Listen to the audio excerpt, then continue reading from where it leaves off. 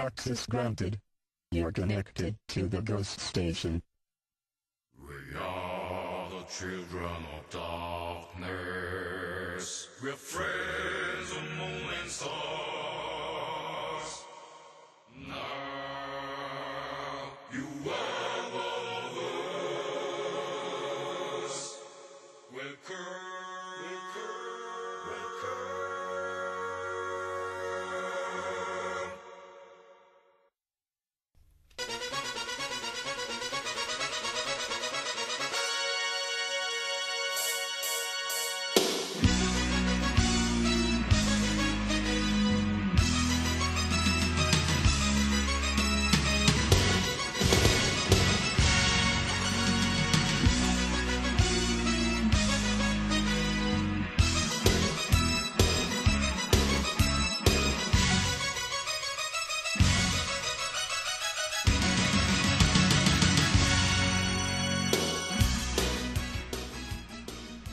안녕하세요, 버섯순입니다.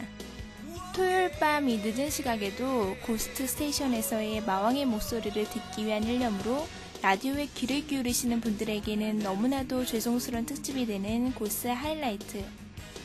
오늘은 그 9번째 방송이 되겠습니다. 2002년 3월 1일 방송되었던 8세 이하 아이들에게는 반드시 손을 흔들어줘야 한다는 마왕의 주장이 담긴 얘기와 변태 영업을 처음으로 시작하게 되었다는 사연으로 시작을 하겠습니다. 이어서 2002년 3월 3일 방송된 이름 특집을 부분적으로 들으시고요. 2002년 4월 1일 방송된 고스트 스테이션 1주년 특집 방송 중에서 고스 식구 판별법을 함께 들으시겠습니다. 아직까지도 그 답이 밝혀지지 않은 2001년 4월 9일부터 12일까지 진행된 아가씨의 반대말 논쟁 방송을 이어서 들으시고요. 그리고 마지막으로 좀 놀아본 오빠의 미심쩍은 상담소에서 상담한 한 마녀의 사연을 함께 들으시겠습니다. 고스 하이라이트 9번째 방송 시작하겠습니다.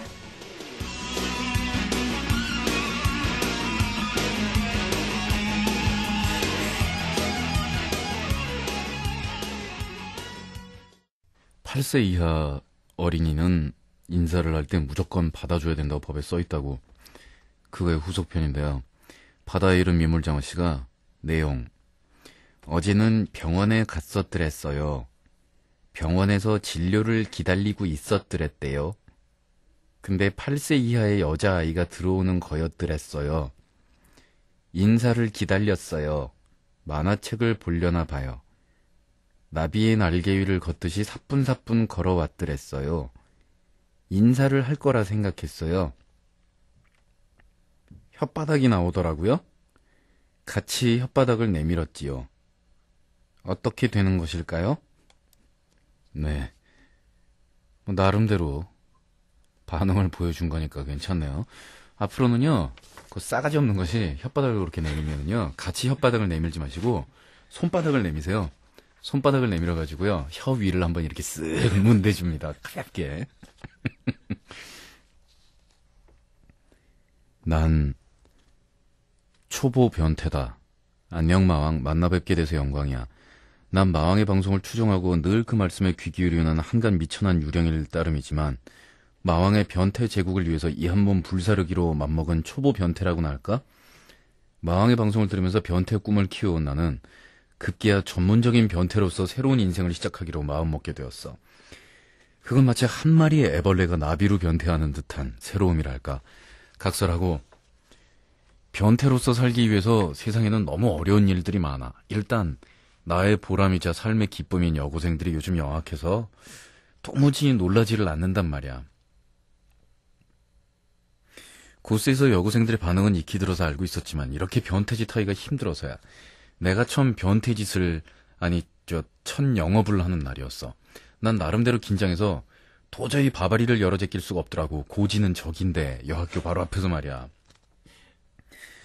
역시 대중을 상대로 하는 변태짓은 아직 나에게는 무리인가? 난 계획을 바꿔서 골목길에서 나의 먹잇감을 기다렸다. 잠시 뒤에 한 여학생이 오고 있더구만. 나는 눈 딱 감고 바바리를 확 제꼈어. 정적. 여친이라는 한마디를 남기고 그 여학생은 날 한번 축 훑더니 그냥 지나가더구만. 아니 이거 어떻게 해야 된 거야? 그런 상황은 놀라야 정상 아니야? 바바리를 열어젖힌 나는 한동안 시간이 정지한 정적 속에서 몸 안으로 부딪히는 바람을 느끼며 멍하니 서 있었어. 바바리 코트를 열어 제꼈으니 정말로 몸 안으로 부딪히는 바람이었겠네. 안 흔들렸어? 정신을 차려보니까 나는 달리고 있더구만. 두 눈에 흐르는 눈물이 뺨을 스치고 지나가는 듯. 아, 그래. 난 첫 경험에서 상처를 입은 것이야. 나의 마음은 갈갈이 찢겨서 이미 바바리 안에서 걸레 조각이 되었어.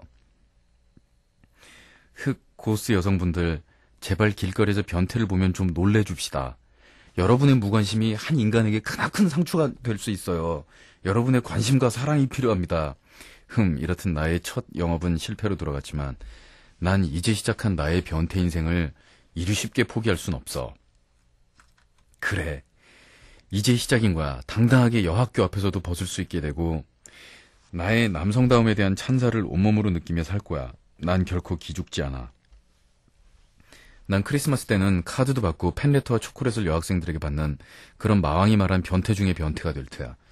저는 말이죠, 변태 중에 크리스마스 때 카드도 받고 팬레터하고 초콜릿 여학생들한테 받는다는 변태 얘기는 들어본 적도 없고 전 그런 얘기 한 적도 없어요. 지금 제가 하고 있는 얘기를 몇 가지를 짬뽕을 해가지고 좀 맘대로 해석을 하고 계시는 말이죠. 근데 이제 바바리는 왠지 매너리즘에 빠진 것 같은 느낌이 들어서 너무 평범한 것 같아. 어떤 다른 아이템으로 승부를 하고 싶다. 연구를 해봐야겠다. 전국 1000만 변태의 정신적, 육체적, 물질적 지주이신 대마왕님, 이제 변태의 길을 걷는 저를 지켜봐 주십시오. 좀 더 연구하고 좀 더 노력하는 변태가 되겠습니다. 그럼 이만.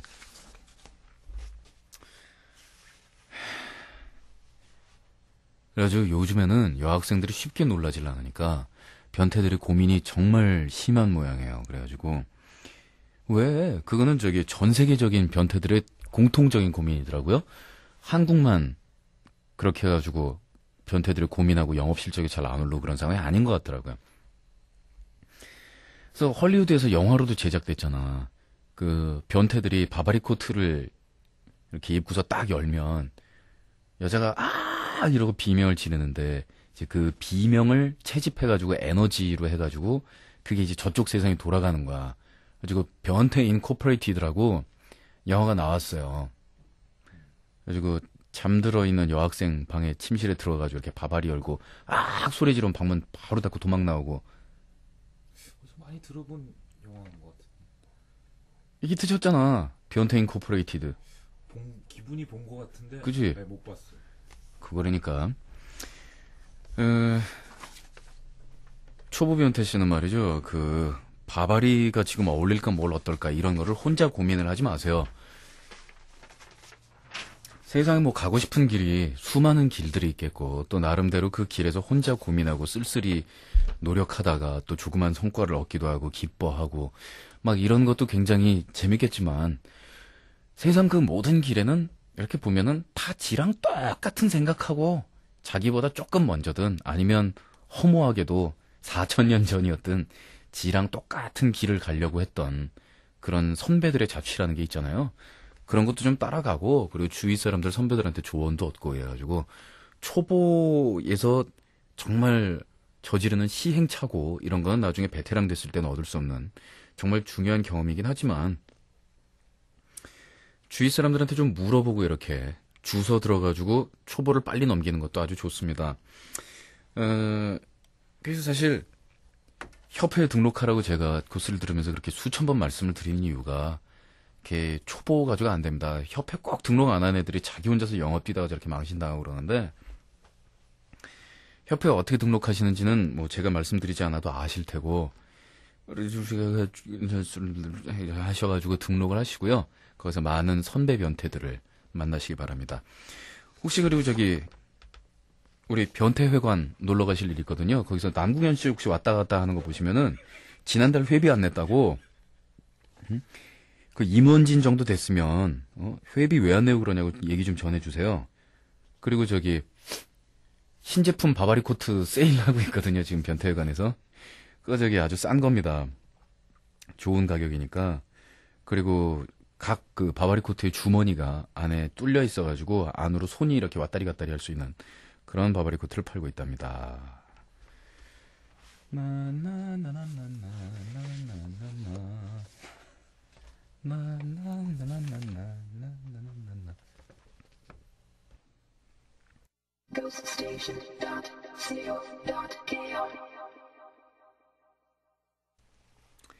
자, 우리나라 이름의 전설 2탄. 이게요, 우리나라에 실제로 이름이 등록이 돼가지고, 그, 이름 명부에 주민등록에 등록이 올라가 있는 이름들이래요. 그럼 뭐, 전화번호부에도 웬만하면 나오겠죠? 근데 정말 우리나라에 이런 이름들이 있을까? 일단, 삼국지에 나오는 유명 인물들의 이름들이 있습니다. 노숙, 19명. 노숙은 있을 것 같아요, 그죠? 이 동호회 손권 쪽의 참모죠. 손권도 있어요, 근데. 16명. 조자룡 11명. 조자룡은 일부러 이 조씨 가문에서 자룡이라고 이름 붙인 집도 있었을 것 같아요. 삼국지 중에서 제일 멋있는 히어로 중에 하나잖아요. 장비 3명, 유비 3명, 조조도 있어. 조조 1명, 서서 1명.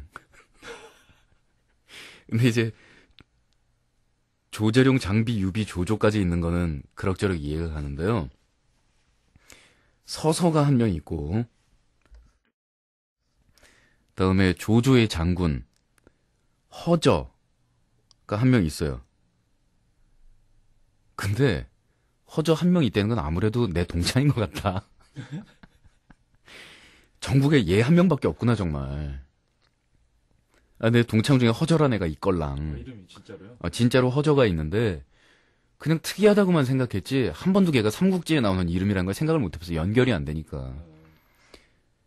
장각 1명, 장합 1명, 한국사에 나온 이름들. 허준.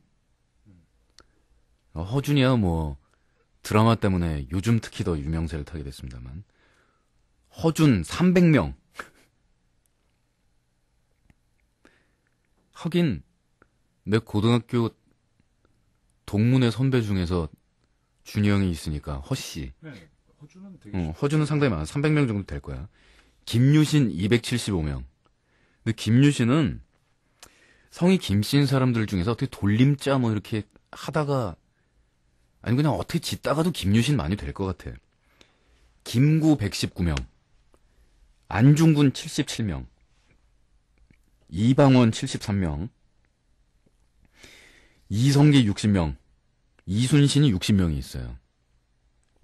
근데 걔는 친구 삼기 되게 미안할 것 같아. 이렇게 교실에서 야 순신아라고 그 이름을 좀 함부로 부르기가 되게 미안한 이름이잖아. 이황 52명, 윤봉길 45명, 최익현 35명, 서희 14명. 여기까지도 이제 있을 수 있다고 치겠어요. 사실 윤봉길 같은 이름도 우리끼리 그냥 야 봉길아 봉길아 그러고 부르면서 야 저 봉길이라네 쟤 성 뭐야 윤씨야 윤봉길이야 더더군다나 뭐 이렇게 되겠는데 이쪽은 좀 그렇습니다. 김춘추 14명, 권율 11명, 강감찬 3명, 최우 5명, 이 1명. 그 다음 조선 29명, 한국 5명, 고씨인데요 고구려 2명. 근데 고구려는 남의 이름 가지고 이름 좀 뭐하지만 이름이 구려야. 구려. 이름이 왠지 구려. 자, 친근한 이름들. 홍길동이 31명. 그 다음 성이 무슨 씨든 간에 이름이 둘리인 사람. 김둘리, 이둘리, 박둘리 해가지고요. 둘리가 17명. 그 다음에 모철수. 그러니까 성하고 관계없이 이름이 철수인 사람. 1248명. 영희 29,727명. 우와. 굳이 영희는 어느 집안 친척들 뒤져보면 한 명씩은 다 있으니까. 진짜 많다. 둘리. 이거 정말로 그 아기 공룡 둘리 이름 보고서 지은 걸까? 그거 아닐까요? 하나, 둘리, 뭐 그런 식으로. 그것도 둘째. 네, 둘째. 네. 아니, 둘리라 그러면은 아기 때는 너무너무 둘리야 그러면 이쁠 것 같은데 성인 된 다음에 그저 이둘리 대리 어디 있어요? 좀 이상할 것 같아. 자, 우리나라에 성인들도 꽤 있습니다. 예수 2명. 예시도 있어요? 이름이 예수야.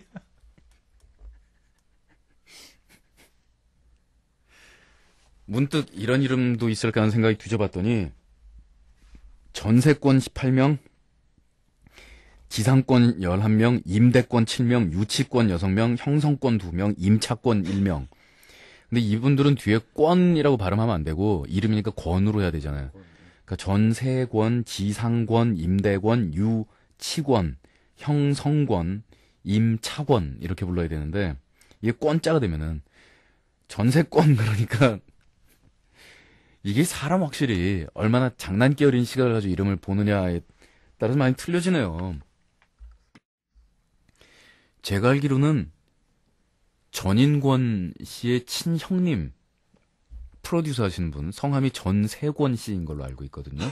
거기 들어가 계시네. 근데 전세권 이렇게 할 때는 그냥 이름 되게 이렇게 각져 보이고 멋있는 이름이다라고만 생각을 했는데 이걸 전세권으로 읽으니까 맞아. 이런 이름들 상당수가 어디 가서 자기 이름 말하기가 곤혹스럽다는 공통점이 있죠. 은행에서 예수님 3번 창으로 와주세요.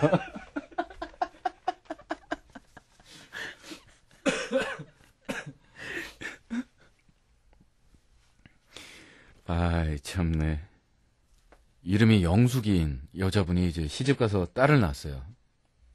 친척들한테 인사드려 갔더니 어유 그래 너희 엄마가 그 영숙이로구나. 얘가 영숙이 딸이야, 영숙이 딸. 근데 아까 같은 이름 같은 경우에 이런 경우가 생깁니다. 네 엄마가 처녀냐? 예, 너 그 얘기 들었니? 이번에 새로운 담탱이가 이름이 둘리래, 둘리. 그게 더 웃길 것 같아요. 조회단에서 소개할 때. 자, 이번 학기부터 여러분들의 국어 교육 과목을 담당하게 될 둘리 선생님을 소개하겠어요. 길거리에서 그리고 남들하고 다 있는데 큰 소리로 변태야 어디 가니?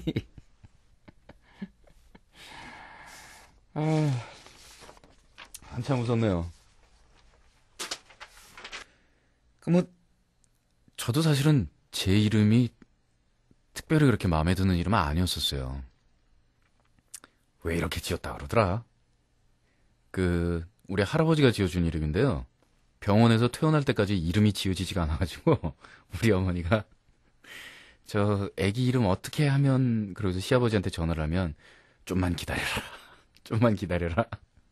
그래서 전국에서 제일 유명한 장명가하고 같이 합숙을 하면서 할아버지가 지었대. 진짜로요? 근데 성이 어차피 신자고 뒤에 철자야 돌림자 내려오는 거니까 가운데 글자 하나만 지어놓으면 되는데 요 한 글자 한문 한 글자를 찾느라고 근 100일이 걸려가지고 100일 때까지 이름이 없었다는 거 아니야. 병원에서 몇 번 신애기 뭐 이렇게 불렀대요. 그래서 저는 왜 그런지 모르겠지만 점쟁이 만나본 적 몇 번 있는데 역학하시는 분들이나 이런 분들 제 이름 이렇게 보면은 되게 잘 지은 이름이다. 누가 지었느냐. 지은 분 혹시 성함 아느냐 뭐 이렇게 물어보기도 하더라고요. 근데 발음이 너무 스무스하지가 않아. 신해철 좀 그렇잖아. 저는 제일 부러운 이름이 이렇게 물 흐르듯이 쫙 지나가는 이름이었었어요. 황인용. 연하잖아. 아니면 뭔가 막판에 딱 강단 있게 찍어서 이렇게 딱 끊어지는 이름. 선동열. 오, 좋잖아. 신해철 그러면 제가 느끼는 느낌은요, 평생 이 느낌을 가지고 살았는데, 산만해, 이름이. 왠지 발음이 좀 산만하지 않아요? 이 획이나 이 생긴 것도 삐죽 나온 거, 둥그런 거, 뭐 이렇게 막 닥친 대로 섞여 있고. 제가 제 이름을 바꿀 생각은 없는데, 뭐 바꿀 생각이 있었으면 데뷔할 때부터 이상한 이름 썼겠죠. 이름을 만일 바꾼다면,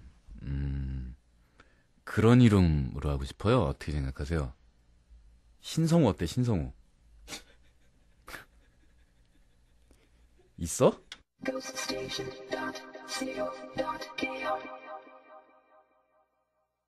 특집 고스트 스테이션. 여전히 탄저는 협조가 없습니다. 바쁘냐? 왜? 특집 그럼 호응 좀 해줘라. 아, 박수 치네. 다시 하죠. 아, 진짜 해철이 성질 많이 죽었다. 네. 특집 고스트 스테이션.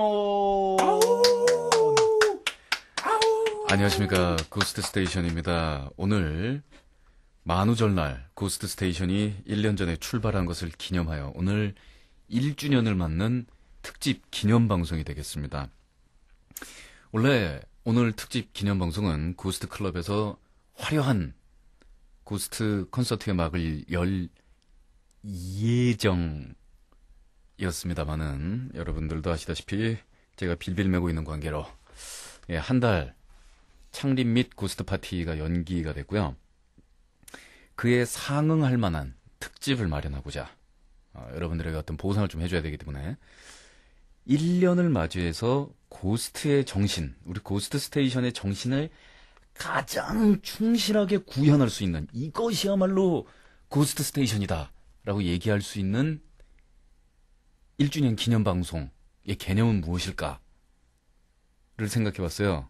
첫째 요소가 역시 우리 고스트 스테이션은 어떤 꾸준한 준비나 노력이나 치밀한 어떤 뒷조사 및 노력 등등을 하면 고스가 아니다, 이건. 우리가 쓸데없는 거 뭐 이런 거에다가 되게 집착 잘하고 조스 봐가지고서 뭐 한 달 동안 싸우고 돼지 봐가지고 2달 동안 싸우고 조리폰 가지고 6개월 동안 얘기하고 이러고 앉았지만, 그러나 막상 방송을 할 때 뭔가 준비를 한다라는 것은 우리 고스의 정신에 위배되지 않느냐. 그래서 가장 고스트 스테이션다운 오늘 특집 1주년 방송, 특집이라는 명목하에 그 어떠한 준비도 아무것도 준비하지 않은, 특집을 만들기 위한 그 어떤 노력도 어떤 준비도 하지 않고 그냥 막무가내로 들어와서 특집이다라고 그냥 얘기만 하는 그런 특집 방송이 되겠습니다. 여러분 어때요? 가장 고스트 스테이션에 충실한, 분위기가 좀 안 좋은 듯하네. 오늘 1주년이라서 뭔가 되게 많이 기대를 하시고, 야, 오늘 되게 재밌는 일이 있으려나 봐 라고 생각하시는 분들도 계시겠지만, 우리 고스의 중요 모토 중에 하나를 그분들은 생각하시겠습니다. 고스가 여러분을 위해서 무엇을 해주실 것인가를 생각하기 전에 여러분이 고스를 위해서 무엇을 할 것인가, 뭐 이런 거를 생각해라, 뭐 이런 얘기가 되겠죠. 그래서 앞으로 고스의 운영 방침은 식구수가 늘어나는 것을 슬퍼하지는 않는다. 단지 먼저 자리를 잡고 노는 분위기를 감지하고 있는 우리 원래 식구들 위주로 우리가 항상 방송을 하되, 원래 식구들이 새로 들어오는 식구들을 안 뻘쭘하게, 따당하지 않게, 또 용어 몰라서 헷갈리지 않게 따뜻하게 보살펴 주시기를 바라고, 그런 것들과 상관없이 고스의 분위기다라고 우리가 이야기하는 그런 것들은 계속 될 거예요. 그리고 고스 커밍아웃, 나 고스 식구야 라고 얘기를 했다 사회적으로 봉변을 당하거나 교실에서 왕따가 돼서 좌절에 처해 있는 그런 경우, 또 고스 식구임을 밝힌 후에 교우 관계의 숫자가 눈에 띄게 감소했다, 이런 분들의 많은 이야기를 듣고 있습니다. 올해 두 번째에도 역시 자기가 고스 식구다 라고 이야기하는 것은 삼가해야 될 상황이 아닌가 싶어요. 그 대신에 고스 식구임을 우리가 길거리에서 쉽게 식별할 수 있는 사인을 올해 제정할 예정입니다. 그래서 길을 가다가 저 세리는 아무리 봐도 저건 우리 식구다라는 생각이 들 때 왼쪽 눈썹을 왼쪽 45도를 향해서 강력하게 치켜 올리면서 이와 같이 오른쪽 눈을 찡그리고 오른쪽 콧구멍에 손을 집어넣어서 코털을 만지작만지작하는 게 너 고스냐라는 그런 신호가 되겠습니다. 이걸 보신 분은 자신이 고스 식구일 경우에 왼쪽 손가락과 오른쪽 손가락을 귀 양쪽에다 집어넣고 혀를 입 밖으로 빼서 코딱지를 파려는 자세. 그러니까 혀를 빼서, 혀가 매우 긴 사람은 콧구멍에 혀를 집어넣어서 코딱지를 팔 수 있다는 그런 전설적인 얘기가 닥터 슬럼프에 나오죠. 예, 그와 같은 행동을 하는 것이 나 고스식구야라는 그런 대답이 되겠습니다. 올해부터 시행이 되는 새로운 룰입니다. 한 가지 저희 스태프들이 부작용을 우려하고 있기로는 우리끼리 고스 식구다라는 것을 확인하는 데는 아주 간편한 절차가 되겠습니다만, 그러한 행위를 했다가 상대방이 고스 식구가 아닐 경우 더더욱이 왕때가 되면 사회적으로 매장을 당할 수도 있지 않느냐라는 그런 일부의 우려가 나오고 있는데, 아시다시피 뭐 그 시점에서는 여러분들에게 이 얘기를 드릴 수밖에 없네요. 저희 고스트 스테이션을 들음으로 해서 생기는 정신적, 육체적인 피해와 또 사회와의 부조화, 사회에 대한 부적응 문제가 발생하는 그런 경우, 또 교우 관계, 부모 관계, 학교에서의 이제 생활 문제, 이런 것들, 그리고 앞으로 직장을 잡고 꿋꿋이 재기하여 자신의 미발휘 능력을 다시 한번 펼쳐보겠다라고 생각하는 백수들이 점점 아무 생각이 없어지면서 집에 틀어박히는, 이런 각종 현상에 대해서 고스트 스테이션은 전혀 책임을 지고 있지 않습니다. 또 여러분들이 고소를 하든 고발을 하든 책임을 져라 라고 한다고 해서 우리 고스는 책임을 질 능력도 없답니다. 마음대로 하세요.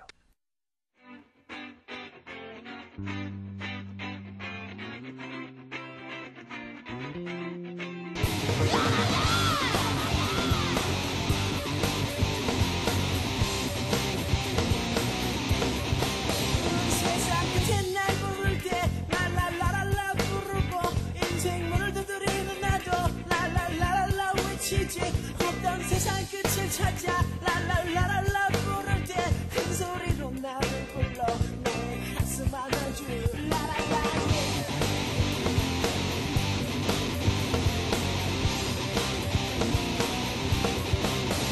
세상 끝에 날 부를 때 랄랄라랄라 부르고 인생문을 두드리는 나도 랄랄라랄라 외치지. 시작도 없던 너의 삶에 끝도 없던 삶인 거야. 큰 소리로 나를 불러 너의 가슴 안아줄. I said I don't know what it meant to. She say I'm afraid. Love, love, it's straight, yeah. 큰 소리로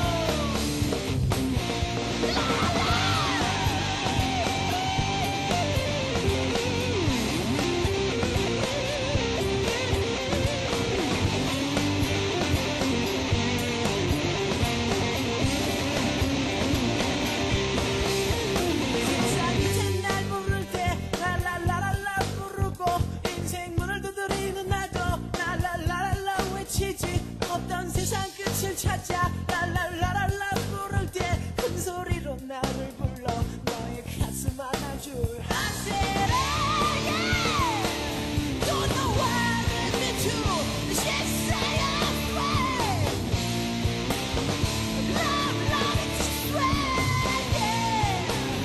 큰 소리로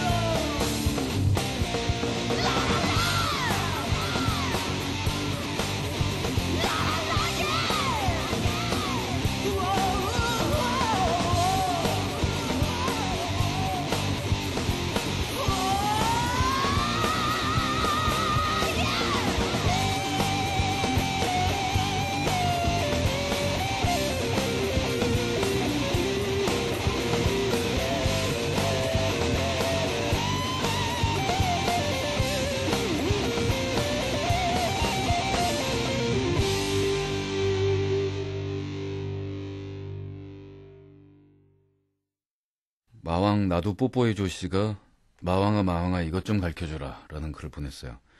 마왕 나도 뽀뽀해줘라는 건 제가 뭐 누구 딴 사람한테 뽀뽀하는 건 보셨나요? 영숙이랑 아는 사이인가? 마왕 내가 오늘 택시를 타고 집에 오는데 그 기사 아저씨가 이 문제를 맞추면 택시비를 공짜로 해주겠대. 공짜. 나는 미친듯이 머리를 굴려봤거든. 근데 도저히 모르겠는 거야. 그 문제가 아가씨의 반대말은? 아가씨의 반대말. 쉬운 것 같은데 도저히 모르겠더라고. 아저씨, 아줌마, 유부녀, 더하니래. 뭘까? 마왕 도대체 뭘까? 집에 와서 한참 생각해봤는데 씨가가 아닐까 싶어. 아가씨의 반대말을 씨가라고요. 여름에 덥게 지내진 않겠네요. 썰렁해서. 마왕이 한번 맞춰봐. 뭘까? 아가씨의 반대말. 넌센스 퀴즈일 거 아니에요. 왜 넌센스 퀴즈냐면 일단 문제가 너무 짧아요. 그 의외의 대답을 요구하는 넌센스 퀴즈일 가능성이 100%고, 그리고 그냥 전공법대로 우리 국어사전대로 아가씨의 반대말은 무엇입니까? 라는 의견을 미쳤다고 자기 택시 탄 여자 손님한테 그 말하고 앉았겠냐. 농짓거리 할 일이 없어서. 뭔가 좀 센스가 있는 거니까 물어봤겠지. 이럴 때는 보통 음절을 찢어서 생각을 해봐야죠. 아가씨하고 아가씨로.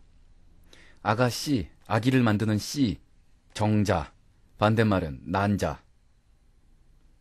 대답 1. 아가를 만드는 씨, 아가씨의 반대말, 아가집. 오케이?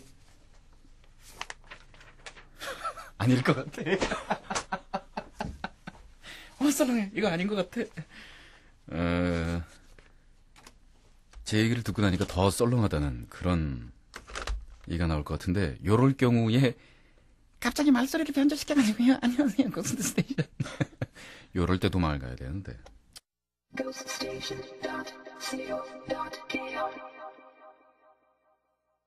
그리고 이 얘기도 여러분의 놀라운 성원과 폭발적인 반응에 대해서 심심한 감사 내지는 뭐 그런 것을 보내기는커녕 지금 굉장히 빈정빈정되면서 비위짱 상하면서 내가 심혈을 기울여가지고 얘기하는 뭐 그런 내용보다는 택시 아저씨가 던진 한마디가 이렇게 충격이 컸단 말이지. 택시 아저씨가 아가씨의 반대말이 뭐냐라고 물었다는 그거 하나를 지금 여러 명이 아주 몇 날 며칠을 붙잡고 계속 이 얘기를 쓰고 있는데, 아니 뭐 우리 식구들 저 조리퐁 개수나 뭐 아니면 기타 등등 사소한 일에 광분하는 우리의 특징을 생각해 봤을 때 너무나 당연한 얘기인데 제가 이런 짓을 왜 했나 싶어요. 지금 굉장히 후회하고 있어요. 아가씨의 반대말. 삽질 5단 씨는 어른 씨 아니네요. 어른 씨. 아가의 씨니까.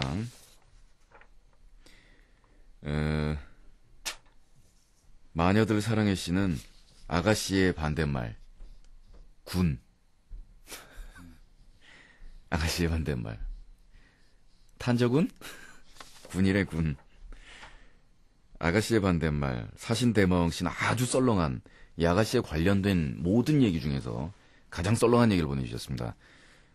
시상 대상이 들어갈 것 같아요. 너무 썰렁해서. 아가씨의 반대말은 까진 아가씨래요. 왜냐하면 아가씨 하면 다들 조숙한 아가씨를 생각하니까. 그러니까 불량 아가씨. 생산 과정에서 결함이 있었군. 부품 갈게. 다 병원 가봐야지. 줄고스. 병원에 무슨 목적으로 가세요? 병원에서 일하시는 분 아니시죠? 치료받으러 다니시는 거죠? 앞뒤의 말의 문맥이 막 끊겨 있는데 정말 산만하네요. 그리고 그 글 사이에도 섞여 있는 난 포경수술 태어나자마자 했다 이런 딴 글 꼭 이렇게 껴있는 사람들이 있어. 왜 이걸 여기 와서 껴있는 거야? 시지할 데기 없이 진지할 때가 많은 민혁 큐라입니다. 아가씨의 반대말이 뭘까 하는 질문 듣고 생각을 한참 해봤었죠. 넌센스 퀴즈일 테지만 전 하는 짓이 이 짓이라 어학적으로 생각을 해봤습니다. 일단 문제의 단서가 되는 반대말이라는 것을 주목을 합시다. 어학에서는 반대말을 두 가지로 구분을 하는데 하나가 반대관계이고 하나가 모순관계입니다. 반대말, 반대관계의 반대말이 있고 모순관계의 반대말. 반대말에는 두 종류가 있다는 거죠. 이렇게. 화날라 그래. 교육방송 만드시려고요? 그래도 궁금하다. 읽어보세요. 반대관계는 무엇이냐? 중간항을 인정하는 반대어를 말하죠. 보통 찬성의 반대말을 반대라고 생각하시죠? 아님 말고요. 그렇지. 찬성의 반대말. 불찬성일 수도 있겠네. 아닌가? 기권도 있겠다. 기권이 되겠네. 기권. 자, 찬성의 반대말을 반대라고 생각하시는 것은 이것은 반대관계의 반대말입니다. 왜냐하면 중간항, 예를 들어 기권 이런 걸 인정하니까요. 그러니까 왼쪽, 오른쪽, 중간 이런 단계가 있는 거구나. 모순관계 무엇이냐? 중간항을 인정 안 합니다. 예를 들어서 남자의 반대말은 여자. 중간항인 남자도 여자도 아닌 것은 없다 이거죠. 물론 여자 딴지를 거실 분 많은 실이라 여겨집니다. 따지지 마슈. 트랜스젠더니 자웅동체니 뭐 이런 얘기 할 때 아니잖수. 이 미녀큐라도 고스트가 시작할 때는 굉장히 산뜻하면서 그 수줍은 그러나 예쁜 글들을 항상 올렸는데 방송 1년 만에 지금 문체가 굉장히 걸어지면서 어떤 껄쭉한 입담을 가진 자들의 반박도 허용하지 않겠다는 네, 강해졌네요. 기쁩니다. 자, 이렇게 우리 식구들이 무럭무럭 성장하는 이런 싸가지가 없어지는 모습을 볼 때마다 얼마나 기쁜지 모릅니다. 이 사회에서 생활력들이 정말 강해지겠구나. 이제 누구도 우리 식구들을 손쉽게 갈구거나 함부로 손을 대지 못하리라. 얼마나 기쁩니까? 본론으로 들어가서 그래서 아가씨의 반대말은 뭐냐? 반대말의 정의상 의미의 특성을 모두 공유하면서 한 가지 요소만 반대되어야 하기 때문에 여성이라는 성별과 이쁘다라는 말의 정신을 잃는 특성 등 모든 공통점을 가지고 있고 또 결혼을 했느냐 안 했느냐의 차이만을 가진 아줌씨가 아가씨의 반대말이라고 생각한대요. 진짜로 이게 맞는 얘기냐고요? 어학은 3학년 때 배웠는데 전 2학년이거든요. 키득키득. 그러니까 아직 배우지도 않은 걸 가지고 분석을 던진 믿을 수 없는 그런 분석이었습니다만 그래도 지금까지 읽은 글 중에 제일 그럴싸했어. 조용한 마녀. 뒷북인 거 알아. 나 새벽 4시에 다시 듣기로 들었어. 엄청 뒷북인 거 아는데 한 번 떠오르면 안 풀면 나 며칠 가. 우리 식구들 다 그래요. 아가씨 반대말. 도련님 아냐? 아가씨 반대말이란 거 듣자마자 이거밖에 안 떠오르는데. 아가씨의 반대말. 도련님. 맞기도 맞네 사실은. 그쵸? 이 여성들이 시집가서 시동생들한테 붙이는 호칭 중에서 도련님이 있잖아요. 그리고 시누이한테는 아가씨라고 그러는 시동생을 도련님이라고 할 경우에 반대말은 아가씨가 된단 말이에요. 여기 나왔네. 아가씨 시집까지 하는 손아래의 시누이를 가리키는 말. 귀여운 변태씨 아가씨의 사전적 의미로의 반대말이래요. 교합사에서 발행한 뉴에이지 새국어 사전에 의하면 아가씨의 사전적 의미는 시집까지 하는 손아래 시누이를 가리키는 말. 따라서 좀 더 풀어서 쓰면 시집가지 않고 자기보다 나이가 어린 남편의 여형제를 가리키는 말이 되는데 반대말에 써있지 않더라고. 수능 이후 한 번도 글자록은 안 본 내가 국어사전까지 찾아보게 만들다니 역시 고수는 청취자들로 하여금 자발적으로 학문에 매진하도록 만들어주는 유익한 심야 교육 음악 방송이라는 사실을 다시 한번 깨닫는 순간이었어. 그럼 안녕. 그렇죠. 우리 고수를 들으면 학문에 힘쓰고 학문을 넓히고 학문을 닦고 항상 그렇게 됩니다. 발음에 유의해 주시기 바랍니다. 학문을 자주 닦아주지 않으면 이 참 근질거려요. 그치, 철수라는 새로운 구스 단어가 이것도 또 딴 얘기잖아. 왜 이렇게 마구 섞여 있는 거야? 아가씨 얘기. 아가씨의 반대편이라 하면 쿠평수 5만 명씨 역시 어른씨라고 썼고요. 극적 펭귄 그라탕 씨는 이분도 어른씨. 아줌씨에 찬성하시는 분들도 상당히 계시고요. 결론은 이래요. 그래서 반대말이 아가씨의 반대말이 무엇이냐? 제가 생각할 때는 우리가 이 아가씨의 반대말을 알아낸다고 해서 혹은 주장한다고 해서 우리 인생이 별로 바뀌는 것도 없고 내일 당장 집에 돈이 생기고 딸이 생기는 돈이 생기고 딸이 생기는 이라는 표현은 처음 들어본 거냐. 돈이 생기고 쌀이 생기는 것도 아니고만은 그러나 오늘도 이 밤 우리는 미련하게도 이 단어 하나에 매달려서 저는 분명히 알고 있습니다. 제가 이 글을 이렇게 장시간 다뤘을 경우 지난번 아가씨의 반대말은 뭐예요? 그리고 한마디 하고 지나갔을 경우에 여러분들은 이 고스트 스타티온에다가 글을 올리는 정도 선에서 끝나지만 1시간 동안 얘기하고 나면 밤새도록 이 아가씨 반대말이 뭘까 궁금해서 절대로 못 짤 거예요. 어떡하나. 자, 이 시간 이후에 아가씨의 반대말에 대해서는 신경 쓰지 말도록 합시다. 아가씨의 반대말은 어떤 분들은 아줌씨라고 얘기를 하는 분들, 그리고 도련님이다라고 얘기하는 분들, 성격이 다 틀릴 수 있을 것 같아요. 앞으로는 아가씨의 반대말에 대해서 연구하지 마시고요. 아가씨의 반대말을 아줌씨라고 대답한 사람들의 성격적 특징, 아가씨의 반대말을 도련님이라고 얘기한 사람들의 심리적 상태, 이런 거에 대해서 추측을 해보면서 근거 없는 낭설을 또 만들어 보자고요. 자, 우리 사회의 근거 없는 낭설, 각종 헛소문의 근원지 고스트 스타디오는 함께 하겠습니다.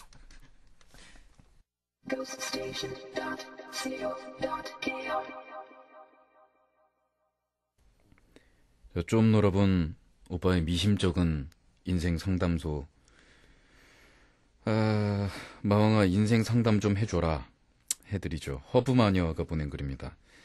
나 이대로 그냥 있으면 미칠 것 같아서 솔직히 우리 아빠도 불쌍하고. 얘기를 하자면 좀 긴데 아이디 보고 혹시 기억할지 모르겠어. 나는 추석 때부터 아빠 병간호라는 걸 시작했어. 아빠가 아픈 지는 10년이 넘었고 엄마는 직장, 오빠는 공부한다고 10년 전부터 내가 많이 했으니까 아빠도 그걸 원했고. 근데 지금은 둘 다 미쳐가고 있는 것 같아. 나는 나대로 개인 생활 하나 없고 반년이 넘게 병원 생활을 하다가 이제 겨우 퇴원을 했어. 병이 나아서가 아니라 병원에서 할 게 없어서. 솔직히 수술 한 번 한 거 말고는 병원에 있을 이유라고는 진통제 때문이었거든. 지금 아빠랑 내 생활을 말하자면 하루도 안 싸우고 짜증 안 내는 일이 없어. 대소변 못 가리는 환자가 아침만 되면 대변 보자고 좌약 넣어달라고 하고, 매일 파스 진통제 붙이고 다리 이렇게 돌려달라, 엉덩이 옮겨달라. 나로서는 하루하루가 짜증만 나니까. 아빠는 아빠대로 아프고 몸을 맘대로 못 움직이니까 짜증도 나고 화도 나고 하겠지. 근데 요즘 들어서 내가 미쳐가고 있다고 느껴져. 자꾸 아빠가 부르면 화내다가 베개 막 내던지고 밖에 나가서 너댓 시간 있다가 와버려. 그럼 아빠는 울고 있다. 어제는 포항에서 친한 언니가 기분 풀어주겠다고 왔는데 준비 다 하고 나가려니까 아빠가 또 좌약 넣고 대변 보자는 거야. 그래 차라리 나더러 죽으라고 그러라고 소리 지르고 막 화를 내니까 아빠가 앉혀달래. 앉으니까 눕자 그러고. 또 이렇게 저렇게 해달라고 반 시간이 넘도록 안 놔주는 거야. 난 너무 화가 나서 물을 한 바가지 아빠한테 부어버렸다. 그때는 화가 나서 아무 생각이 없었던 것 같은데 나중에 아빠가 울면서 물 닦아달라고 하는 거 보니까 얼마나 불쌍하던지. 자식한테 물벼락이나 맞고 정말 내가 미쳤구나. 오늘은 엄마가 할머니랑 고모할머니랑 같이 살면 어떻겠냐고 하더라고. 난 그럼 더 힘들 거라고 했어. 어차피 거동 못하는 노인분들한테 물 하나 챙겨주라고 자식이 죽어 지내는 꼴을 보게 하는 것도 그렇고. 난 나대로 계속 눈치만 봐야 되잖아. 할머니가 내가 아빠한테 하는 걸 알면 그 기분이 어떨지 나는 상상도 안 되거든. 근데 나 요즘 잠을 못 자서 수면제 먹고 잔다. 어제랑 오늘은 잠 하나도 못 잤고 자려고 하면 아빠가 부르고 자려고 하면 부르고 하니까 잠을 못 드는 것 같아. 아빠가 아파서 약국에서 받은 수면제인데 그걸 내가 먹어요. 물론 아빠도 먹지만. 그래서 어제부터 하게 된 고민이 그냥 도망가 버릴 거야. 엄마랑도 연락 끊고. 내가 그러면 솔직히 어떻게 해야 될지는 모르겠어. 엄마는 가게 하는데 아침 7시부터 밤 11시까지. 엄마는 가게 일만으로도 몸살이 나는데. 참고로 엄마는 가게에서 먹고 자고 해. 아빠가 꼴도 보기 싫다고. 불쌍하고 또 우리 있는데 이혼도 못하겠고. 그래서 병원비랑 생활비는 계속 주고 있어. 한 달에 100만 원 들어갈 거야. 도망을 안 가면 계속 이렇게 사는 건데 이것도 더 이상 못 견딜 것 같거든. 내가 마왕한테 이런 상담하는 건 내가 아는 사람들 중에서 제일 현실적인 답을 줄 것 같아서야.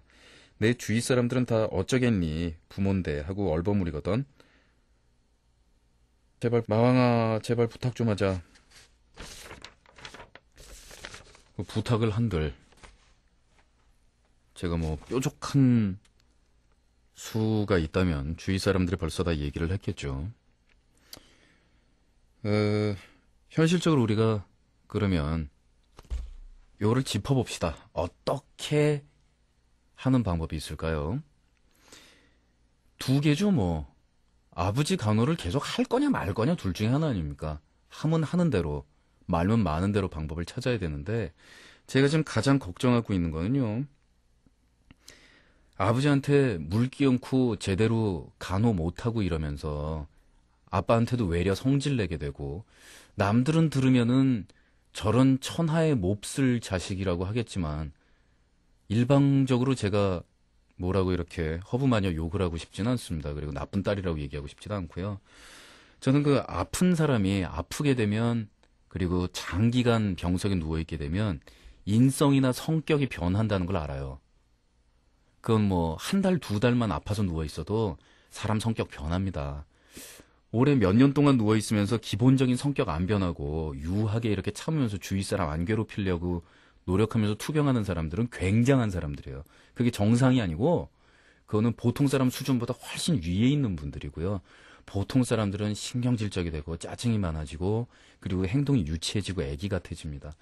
그걸 간호하는 사람 입장에서는 또 그거를 못 견뎌서 자 보십시오. 친자식이지만 아빠 간호하다가 승질이 나서 남들 볼 때는 손가락질 받을 수도 있는 아빠한테 물기 얹고 승질 나게 됩니다.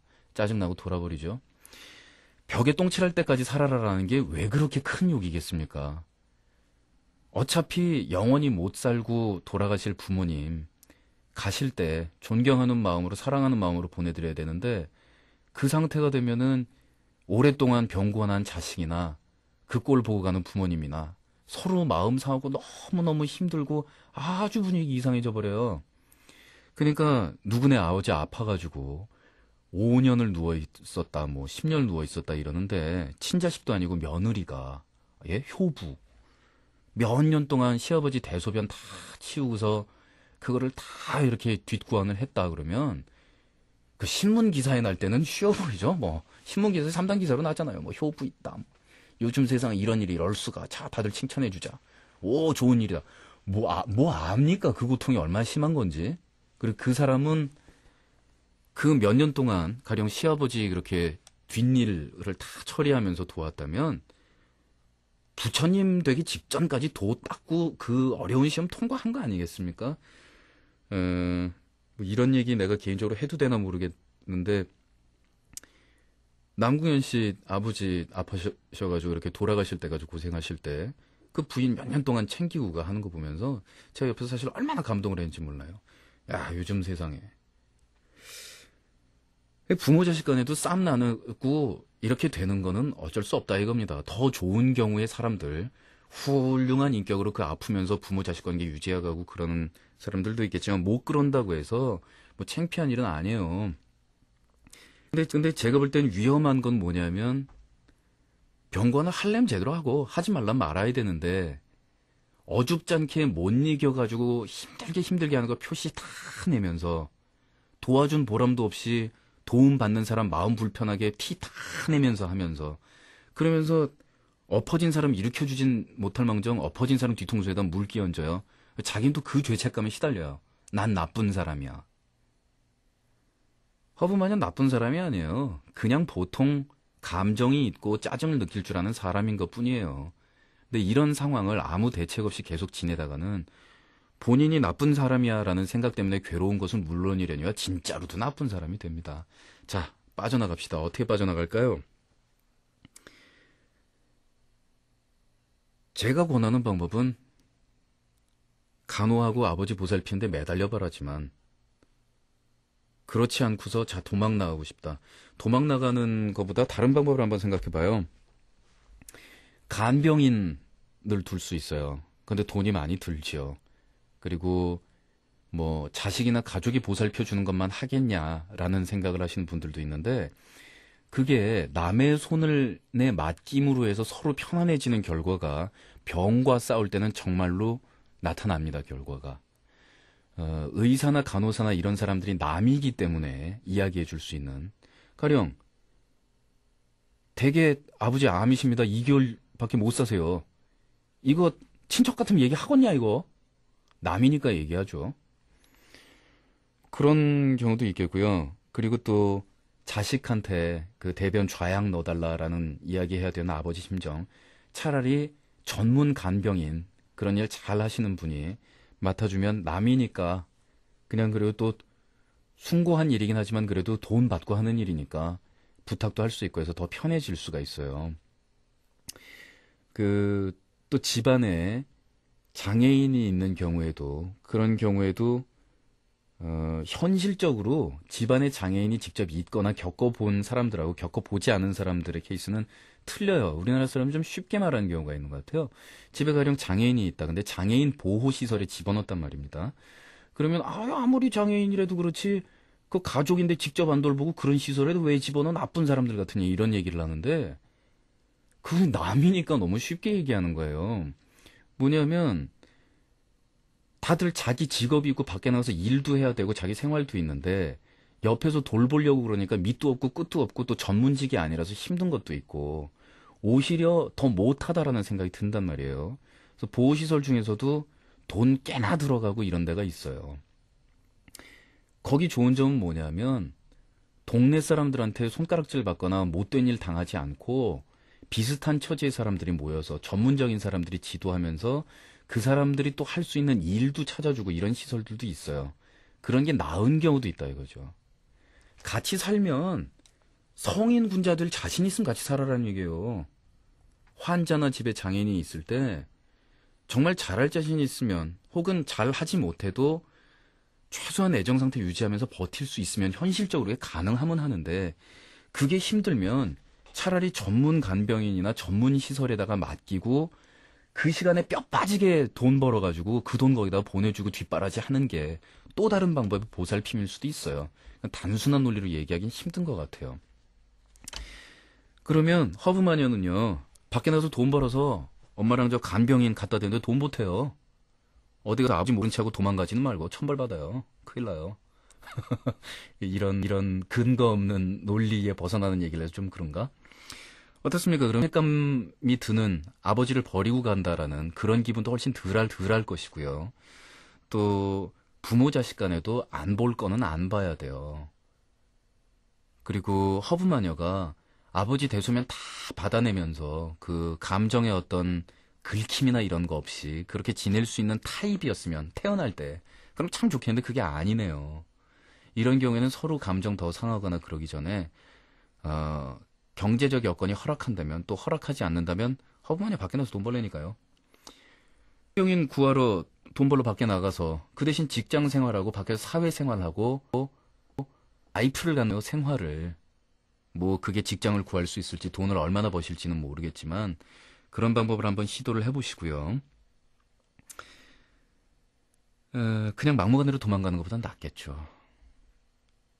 그리고 아버지가 지금 어릴 때 바라보던 아빠가 아니라는 거를 분명히 아실 거라고 믿어요. 지금 옆에서 간호를 하고 계시니까 같은 사람이지만 그리고 아버지 인성이 변한 게 아니라 아버지가 너무 힘들고 인생이 막막하고 지금 의지할 데도 없고 너무 힘들어서 아버지 원래 당당했던 모습이라든가 아빠 같았던 남자 같은 모습을 지금 발휘하지를 못하고 있어요. 그거를 이해를 하고 계셔야 될 것 같고요. 아버지를 간호를 그래도 끝까지 한번 마음먹고 해보시겠다라고 생각을 하신다면 남이니까 당신은 정말 그렇게 얘기할 수 있어라고 얘기하겠지만 전 이렇게 말씀드리고 싶어요. 허브마녀에게 당신의 인생에서 뒤돌아서 10년, 20년 지났을 때는 결코 가지지 못할 중요한 기회를 잡으신 오히려 허브마녀한테 도움이 되는 일이 아닌가라고 생각을 하실 수도 있겠고 그렇게 생각을 하시는 편이 더 마음이 편하실 거예요. 이런 경우에는 종교를 가지시는 게 참 좋으실 것 같아요. 저는 종교를 가짐으로 해서 생기는 그 부정적인 것, 세상의 모든 것에는 좋은 점이 있고 나쁜 점이 있기 때문에 부정적인 면이나 이런 것들 때문에 종교를 남한테 이렇게 권하거나 그러진 않는데요. 종교를 남한테 권할 때는 언제냐면요. 그거 말고는 다른 빠져나가는 길이 없고 그게 정말로 답인 것 같은 생각이 들 땐 종교를 권해요. 어떤 종교든지 종교를 가지시든가 아니면 지금 갖고 계시다면 종교의 의미를 다시 한번 생각해 보시는 게 어때요? 이 방송이 특정 종교에 대한 이야기를 하는 방송은 아니기 때문에 각 종교 얘기를 그럼 다 짧게 한 번씩 다 해볼게요. 혹시 교회나 성당을 나가세요? 그리고 하느님이나 예수님을 믿으십니까? 그러면 이렇게 생각하세요. 제가 뭐 성직자가 아니기 때문에 이런 얘기를 하는 건 좀 주제가 넘습니다만은 좋은 의미에서 말씀드리는 거니까 종교를 가지신 분들도 다 이해하실 거라고 믿어요. 예수님이 십자가에 매달려서 고통받는 죄인들을 대신해서 돌아가셨다고 하죠. 그렇게 생각을 하세요. 지금 예수님이 당신의 집 안방에서 아빠의 모습으로 누워 계세요.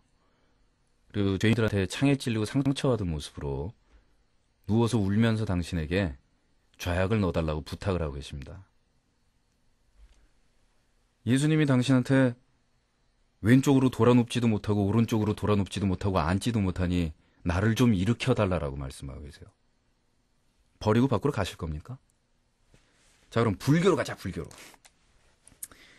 이렇게 생각을 해보세요. 불교에서 말하는 인연이라는 거 있잖아요. 그 허브마녀하고 허브마녀 아빠는 이 전생, 전전생, 전전전생에서 왼수였어요. 왼수. 근데 한 번은 허브마녀가 아빠한테 아주 못되게 하고 한 번은 아빠가 허브마녀한테 되게 못되게 했다라고 생각을 해봅시다. 이번 삶에서 두 분은 그걸 풀어야 돼요. 그리고 지난번에 허브마녀가 아빠한테 되게 나쁘게 행세한 모양이에요. 그래서 아빠는 정말로 지금 벌을 받고 있는 게 뭐냐면 이게 중요한 얘기인 것 같은데요. 당신을 괴롭히고 싶어서 괴롭힌 게 아니잖아요. 절대. 결과적으로 당신이 괴로워도 아빠는 지금 당신을 괴롭히고 싶은 마음이 요만큼도 없어요. 자기가 너무 괴로우니까 그렇게 됩니다. 요번에 업을 청산하시고 아버지를 간호하는 임무, 그게 앞으로 10년이 될지 20년이 될지 뭐 짧게는 6개월이 될지 어떻게 될지 모르겠지만 아버지 돌아가신 다음에 나중에 후회하지 마시고, 그리고 당신의 청춘, 당신의 사회생활, 그건 나름대로 짜증도 나시겠지만 어떻게든지 한번 이겨보세요. 그러면 30살, 40살, 50살이 넘어가면서 당신 인생을 계속 살게 됐을 때 몇십 년 후에는 아빠를 포기하지 않고 끝까지 옆에 남아서 간호를 했던 일이 당신의 인생에서 가장 빛나는 일 중에 하나가 돼 있을 겁니다. 복 받을 거예요. 다른 누구를 위해서 하는 일도 아니고 당신 낳아준 사람이었죠. 전투에서 물러서시는 거는 뭐 아무도 탓할 사람이 없는데 자신이 생각하기에 지금 물러서도 부끄러움이 없을 정도로 최선을 다했는지 한번 생각을 해보시면 좋겠고, 아빠랑 같이 방 안에 앉아서 두 손 두 발을 노끈으로 다 묶고 못 움직이는 상태로 48시간을 거기서 버티실 수 있다면, 그렇다면 집 밖으로 가십시오. 그냥 아버지 포기하시고. 근데 손발 묶인 상태에서 좀 짜증난다라는 심정이나 이런 것들도 좀 경험해 보시면 어떨까 싶습니다. 그리고 마지막으로 말하면 나중에 3, 40년 흐른 다음에 아빠한테 지은 죄 갚는다고 그 다른 사람들 찾아다니면서 봉사해 봐야 아빠한테 갚는 거는 아니게 될 겁니다. 오늘 방송 마칩니다. 내일 뵐게요.